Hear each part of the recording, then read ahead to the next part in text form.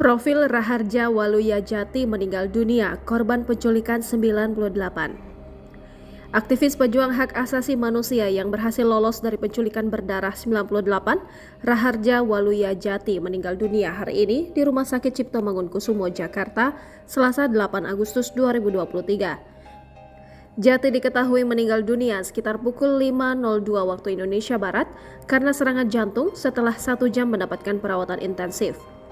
Hal itu sebagaimana disampaikan rekan akrabnya Jati, Ulin Yusron, saat ditemui wartakotalive.com di rumah duka RSCM Selasa. Dia berujar jenazah Jati kemudian diurusi oleh rekan-rekannya yang berada di Jakarta dikarenakan istri dan anak-anaknya sedang berada di Yogyakarta. Sementara itu dari pantauan Warta Kota di lokasi sekitar pukul 10.12 waktu Indonesia Barat, Aryani selaku istri Jati datang dengan isak tangis yang tak dapat dibendungnya lagi. Dia yang baru saja terbang dari Yogyakarta ke Jakarta itu hanya bisa mengucap permohonan maaf atas kesalahan suaminya kepada para tamu yang hadir melayat. Diketahui Jati merupakan salah satu korban penculikan oleh Kopassus pada Maret 1998.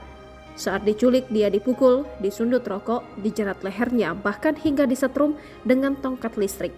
Ia diculik ketika sedang bersama Faisal Riza berjalan dari YLBHI di Cikini.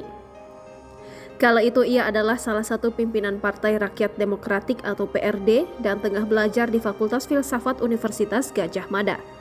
Raharja Waluya Jati lahir di Jepara pada tanggal 24 Desember 1969.